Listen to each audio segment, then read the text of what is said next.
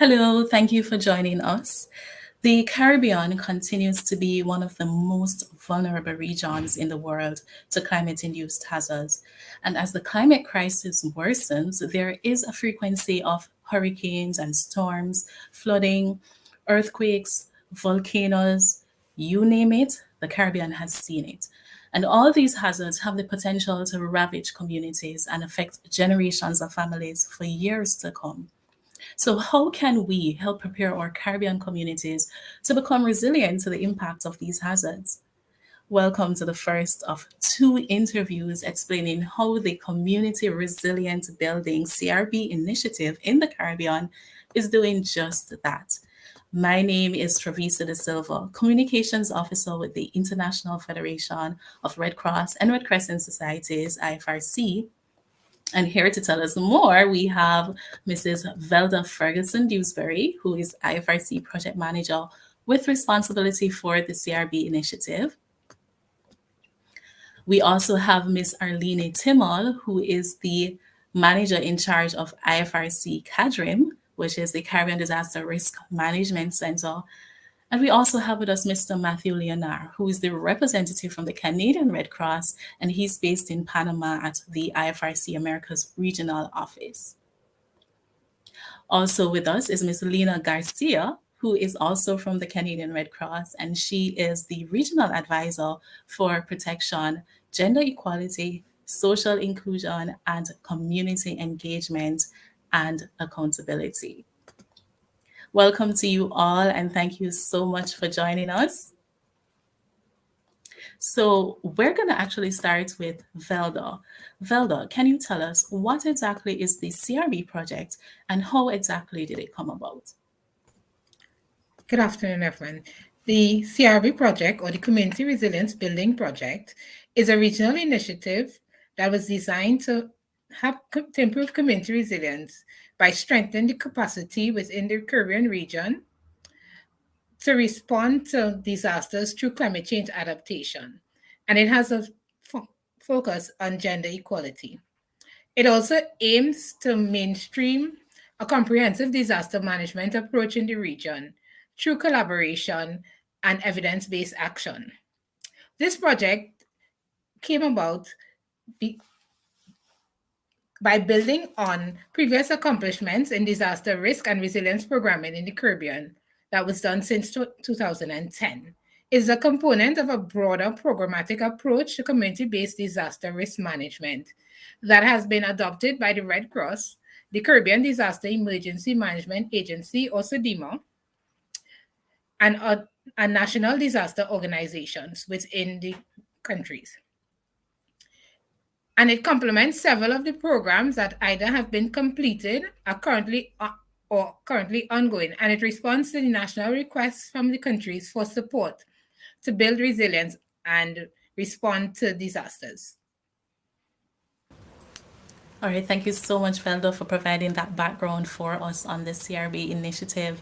And it does seem like a partnership like this could not have happened without the support from several stakeholders. And we heard you mention some of them.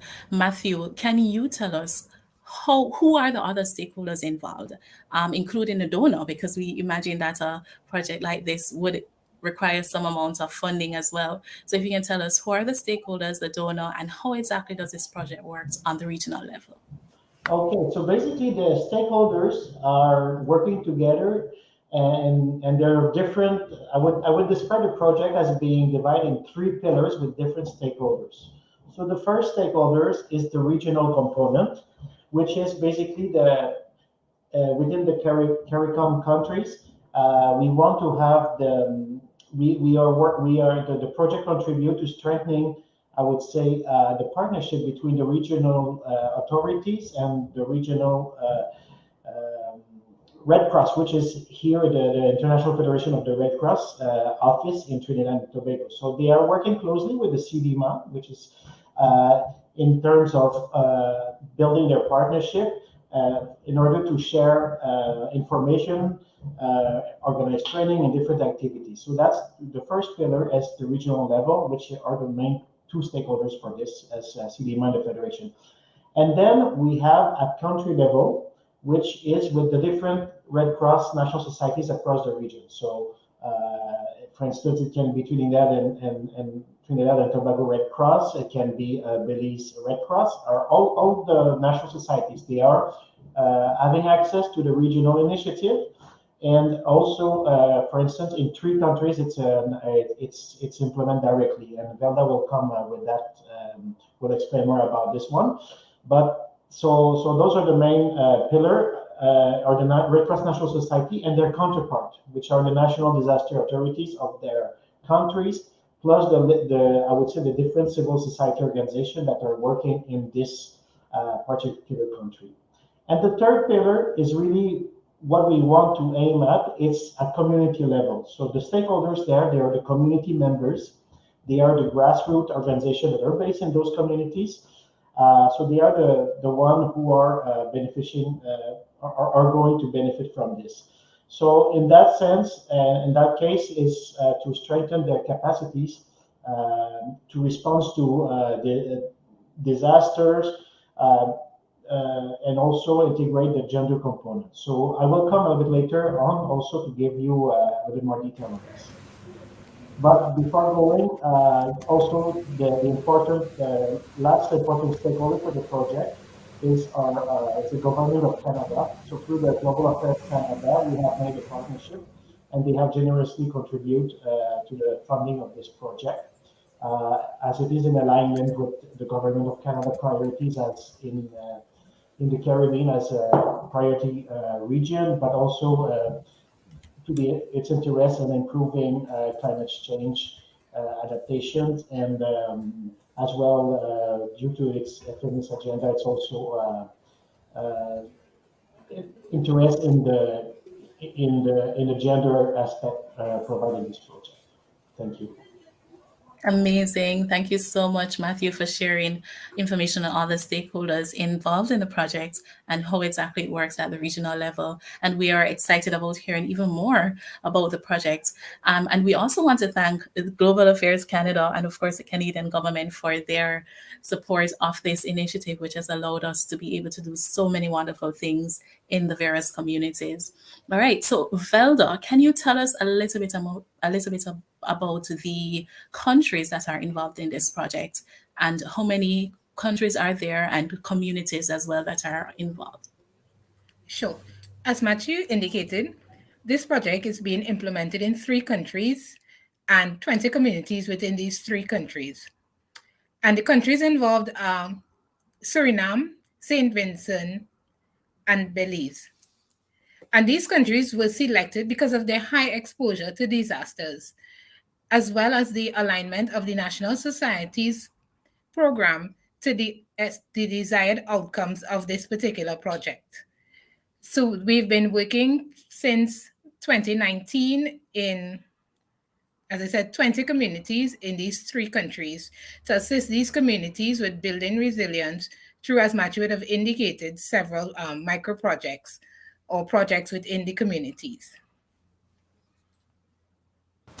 Great. And we look forward to hearing more about these micro projects. In fact, we'll be having another interview and we will let you know when that is, so you can hear much more about these micro projects in the various communities and the countries involved in this project.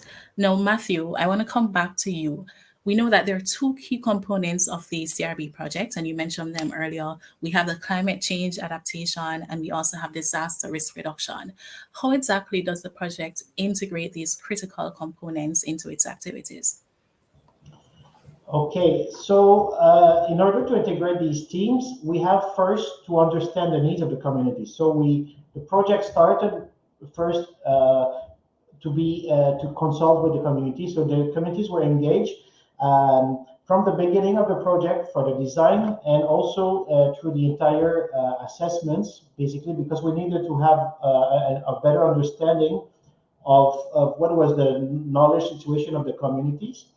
So we have done that through different tools that were used. So that was provide also support from the Federation in order to do that. So with the we did use several recognized methodologies, such as the Enhanced Vulnerability Capacity Assessment, or EVCA for its acronym. So basically, what after we came with that, we could understand exactly what were the needs of the communities, but so what was their level of knowledge, and also what are their vulnerabilities. So based on that, we developed what I would call the educational aspect. So how we do that is through a series of training, either at regional level or at country level or at community level, on different aspects, focusing on climate change, hazards, community early warning system, protection,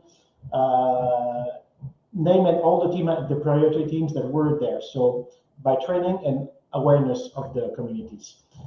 The other aspect that we integrate this approach is by developing systems and tools. So basically, in every community, we have implement a series of measures like developing the capacities of the members. So with a tool that is called Community Disaster Response Team. So we train community members to be able to take charge of disaster response, but not only the response, but also the overall awareness of what are the hazards to climate change, to prevent disaster and to respond. And alongside this, there's a series of systems that were put in place, like the communities develop different disaster management plan, so which include like emergency measures, standard operation procedures, and I will pass it, but like all different type of plans and measures in place.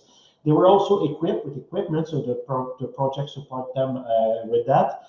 And obviously, there were also the development of partnership between their local, the different actors that were there, the local authorities. So that's what was in place. The other important part is exactly to really to strengthen everything that is partnership. So we really wanted to make sure that there are strong partnership and formal partnership established. So through that, there were a series of formal agreement or informal agreement made through this project, like MOUs. For instance, every country at regional and the regional aspect, they have come with agreement with the local national disaster authorities, but also sometimes with different partners. So when we talk about local partners, we can talk about local gender bureaus, UNICEF, and or some department organization like the meteorological authorities of Suriname, or different university. So these people will be able to continue to work after the project is leaving. So this is extremely important. And I would say that the final aspect is really about mitigating the impact of the climate change. So in all the communities of the project, there were developed micro projects of different nature that would increase the resiliency of the communities to natural disaster. And the focus, there were several criteria there, which were about mitigating disaster created by climate change impact. So basically, they were the different micro project could be from smart climate change agriculture, reintroducing ancestral species that are more resistant.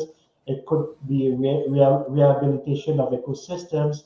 It could be retrofitting of evacuation centers in case of floods. So we have all kinds of projects developed for this.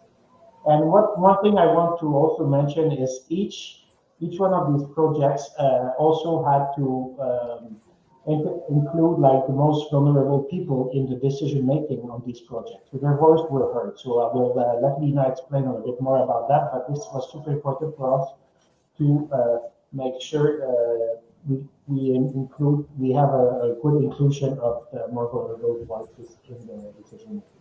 Thank you. That's so amazing. So exciting to hear the different elements involved in this project and how it is that we're integrating all of these elements to help to build resilience.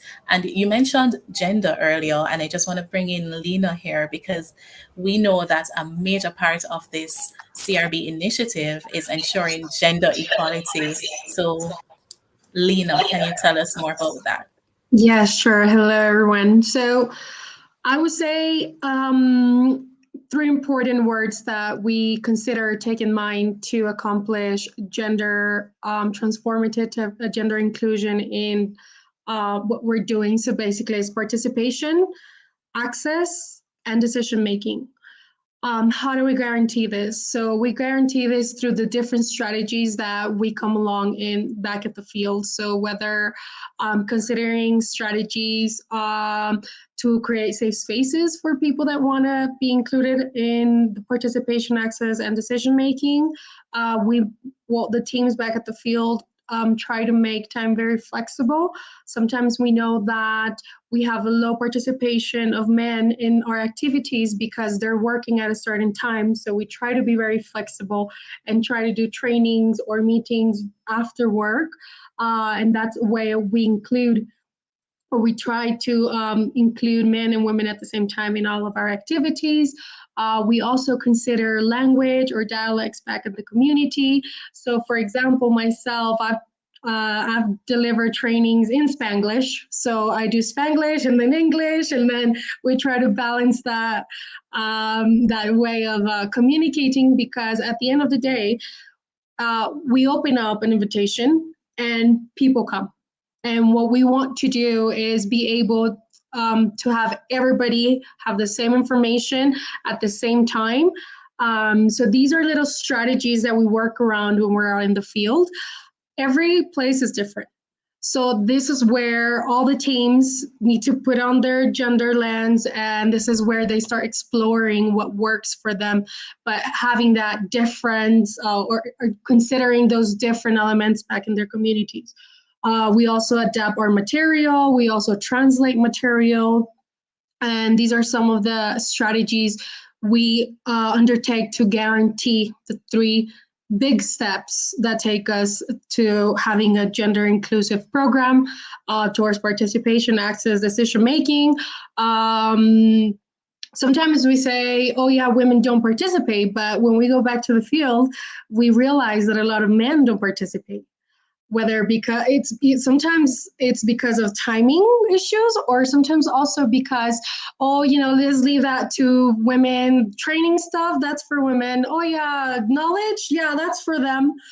But this is where gender focus comes, just trying to identify those little things and being flexible and explaining how in disasters most of men are the ones that are usually don't have the information, and this is why the death rates are so high compared to women during a disaster. So these are some of these strategies. Also, some specific actions that we've undertaken under the program to include or to guarantee gender equality. For example, we've done at national level and institutional level, we've developed gender equality strategies that not only have the component of the in-house structure, but it's also how to support the communities when we're discussing about disasters and how to respond and how to mitigate, right? We also talk about training. So we do in-house training, we do training for key stakeholders, and of course we do trainings for communities. During the CEWS, the Community Early Warning Systems, these are also mechanisms that have been taken into consideration gender issues or gender strategy. We try to involve everyone in the community because we want to make these CEWs accessible for everyone. So we don't want to put an alarm somewhere that someone in wheelchairs won't be able to access. So these little things that allow us to guarantee PGI, which is protection, gender, inclusion, accountability within the resilience building program. Matthew has mentioned it before. So for example, the micro projects. We do have lots of micro projects, but I'm going to give an example of one.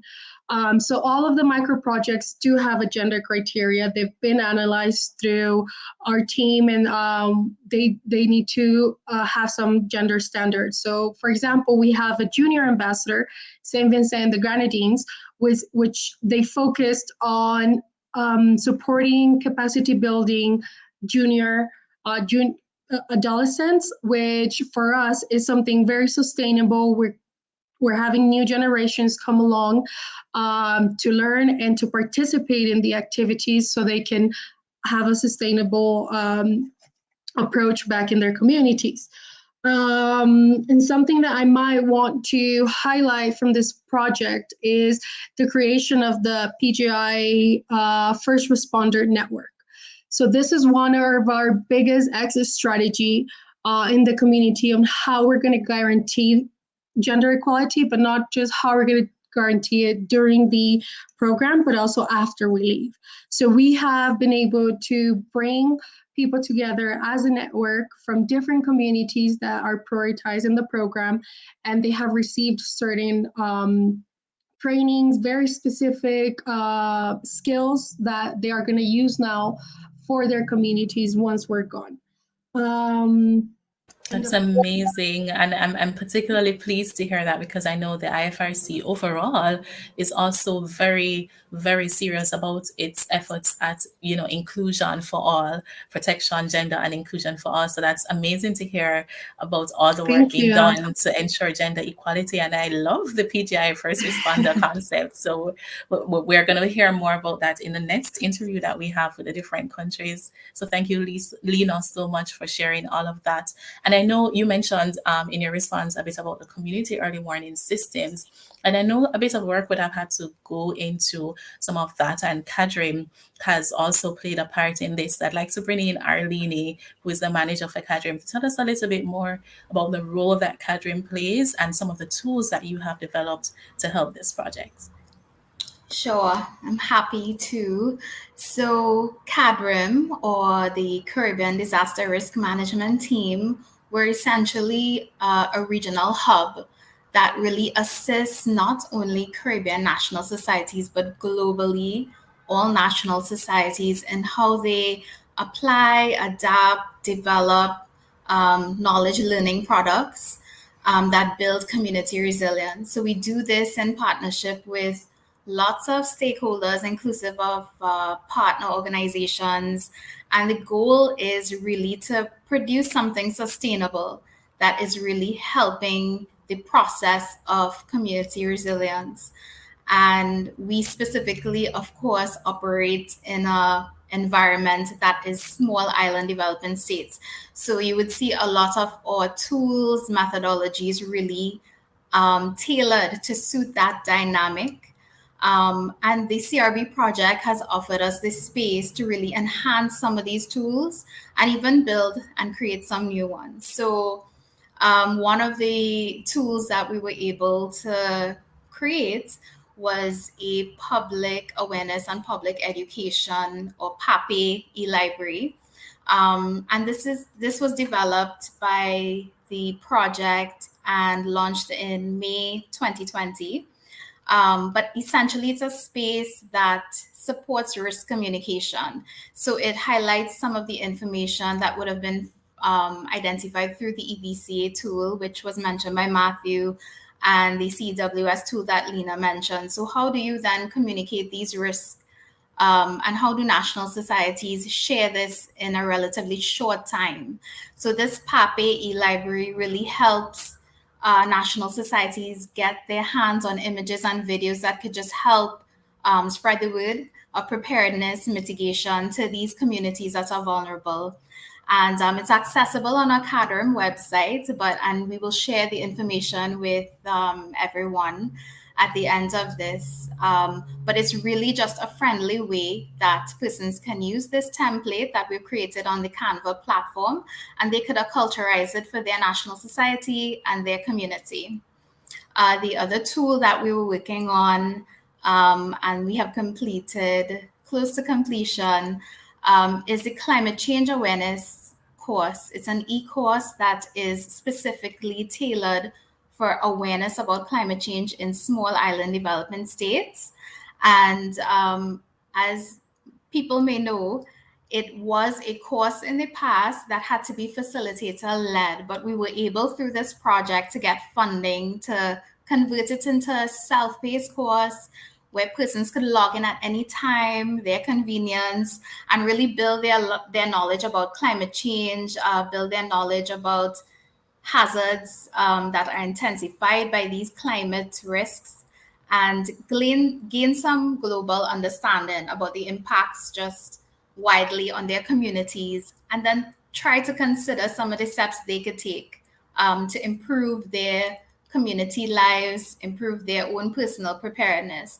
So this was something that we were able to do with through the CRB project and with the team. And another avenue of this to support the e-learning element was that we were able to support through the project the translation of the course for Spanish and Dutch speaking countries, which just really expands the reach of this tool.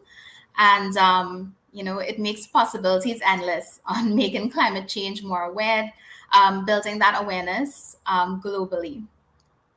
The other tool that I heard colleagues mention before me was the CDRT and those community disaster response teams. Now they operate with tools, training materials, and one of the things that we were able to do through the project was really update and identify that risk communication language within communities, because this evolves ever so often, right? As you have different communities, different contexts, there's need to step in and say, hey, here's a better way to explain risk to this community. Here's a better way to explain this to an indigenous community, and we're always improving how we transfer knowledge. So it was really great to get the support for such an important sharing and learning aid, where we also were able to produce this field guide for CDRTs, because like Lena was saying, men, sometimes they don't really like, reading, learning, that's a female thing. But, when they get on the field, they still need a guideline of what to do. So the field guide really pulls it together, step by step, an approach. It shares some activities so they could get their hands dirty and really learn by doing process. So that was also something that we were able to do through the project. And an essential part of updating the materials also was making it accessible and, like Lena said, inclusive. There were many materials that are not accessible to persons with special needs, so we were able to embed various videos and images that could speak to those vulnerable groups and make sure that they're prepared also and they have access to materials readily available. And in line with that learning, we also were supported with the development of a disaster risk reduction training catalog. And this was a really unique thing that the project brought to, the whole idea of learning, because a lot of persons, a lot of professionals, a lot of leaders, a lot of volunteers, they're in the disaster management field and they want to improve themselves. They want to know what's the next, how can I improve my learning, my understanding. I might have an interest in shelter, but I don't know exactly where to go to find this, knowledge. So the disaster catalog really helps them, chart their own learning path and essentially maybe like just improve on their professional development within their specific fields. And the last bit, I would say that we were able to do using this project and the opportunity of working with different stakeholders would be the training element. So along with the tools that all the colleagues have mentioned, CADRIM is really the one that supports that training of trainers, that sharing of knowledge on how to use the tools, when it can be used, how to adapt it for certain communities and certain contexts. And specifically with the CEWS and EVCA tools, we were able to conduct training of trainers, and we were also able to teach communities within those target countries and national societies how to collect data using that knowledge, attitudes, and practices methodology. And I don't know if persons are familiar with this, but it's really a great tool and a methodology to make sure that, okay, communities have the knowledge. We're doing a survey, they have the knowledge, but have their attitudes changed towards how they could prepare themselves? Are they doing anything different? And if they are doing stuff different, why? And how is that being integrated into our programs, our interventions? And that's really the idea behind some of those knowledge building tools. And at the end of the day, a lot of these tools, well, of course, all of them are supporting that sustainable element of community building resilience. So, yeah, I know that was a mouthful to take in, but a lot of tools to this A year. lot of tools, Arlene, and it's amazing to hear how much Kadrim has contributed to developing these tools. And we noticed in the chat that Luciano says that the e-library you mentioned earlier, the paper e-library, was useful for making materials, and that he used it to make the Excellent. community early warning system materials in Suriname.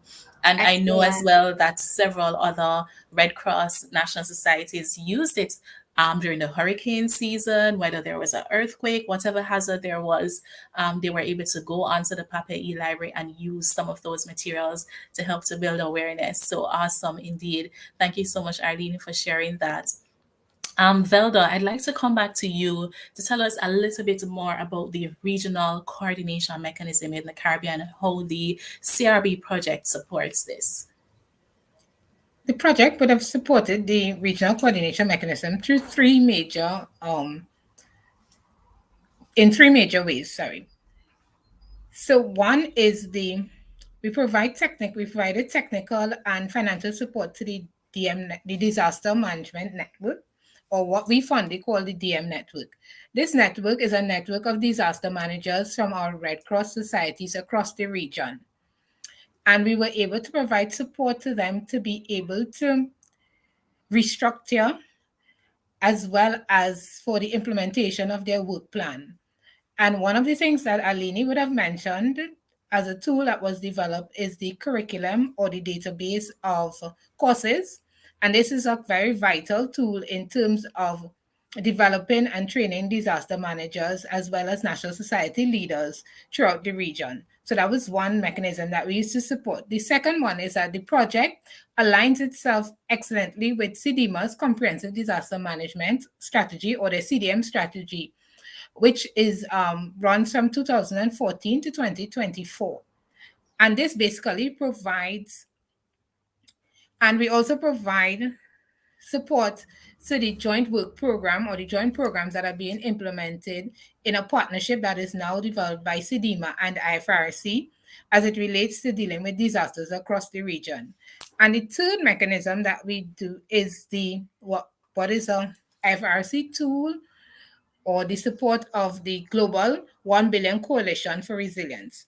And this coalition basically seeks to make 1 billion persons across the globe resilient to the effect of disasters by 2025.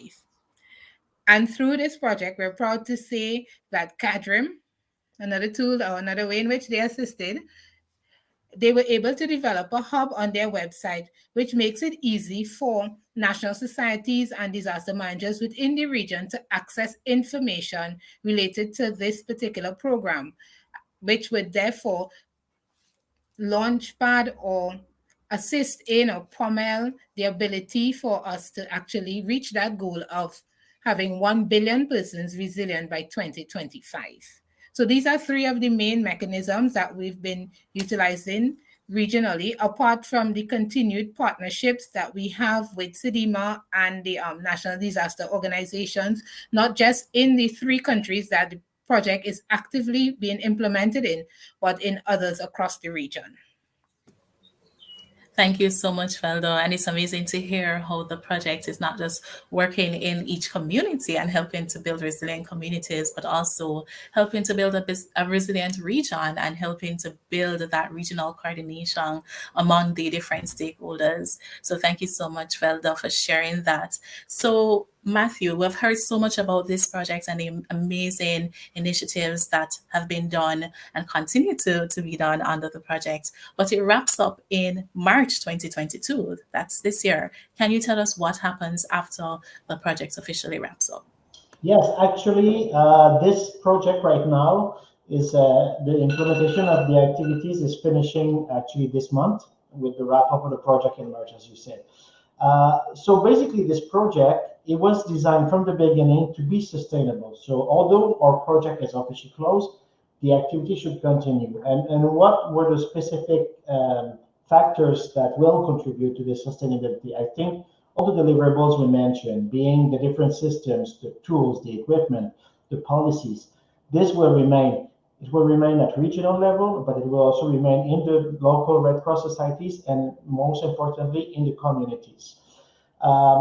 Secondly, all the knowledge that was shared through the trainings. So we have training of the trainers. So the National Societies of the Red Cross, they have a lot of trainers that were trained to replicate the work, and those will remain.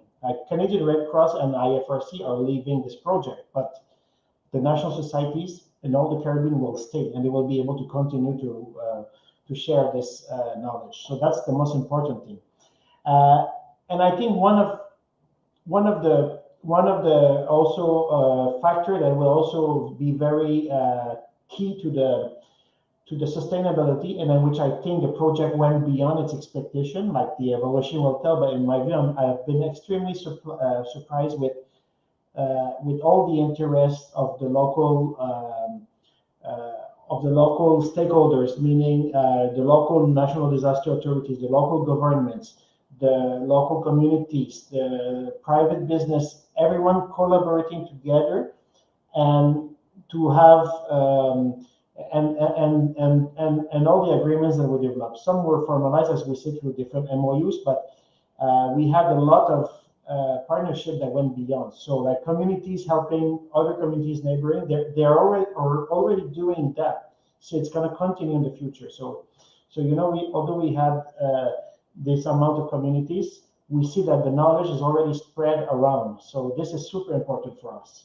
So what is next? Obviously, with the Canadian Red Cross, we would definitely like to continue with a similar project or similar initiative in the future, because there are still a lot of needs. I think it's very crucial.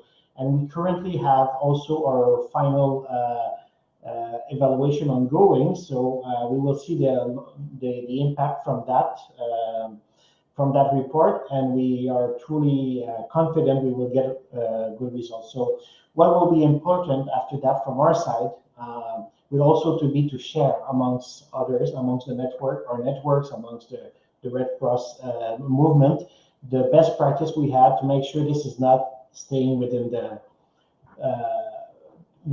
project archive, but like we have a strategy to disseminate the results. Like we will put online, we will also organize way to disseminate this to make sure it doesn't stay forgotten on a drawer. And hopefully we'll get more fundings to continue more initiative like that. So thank you very much.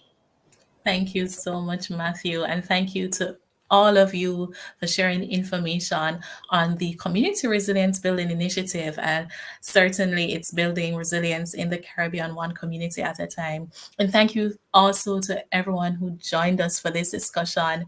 Listen, for more information, you can follow the IFRC pages. You can either follow Cadrim page on Facebook, Instagram, or Twitter, or you can visit the website www.cadrim.org. You can also follow the IFRC Americas page, which is at IFRC_ES on Instagram and Twitter. And of course, you can subscribe to the IFRC Americas YouTube channel. We also have an IFRC Red Hearts podcast channel, which you can also keep up with on updates. And of course, you can also follow the Canadian Red Cross, which is on Facebook, Instagram, and it's also on Twitter at Red Cross Canada. So many different ways for you to keep up to date on the different initiatives of this wonderful project here in the Caribbean. And we want to thank you so much again for joining us, and please enjoy the rest of your day. Thank you so much.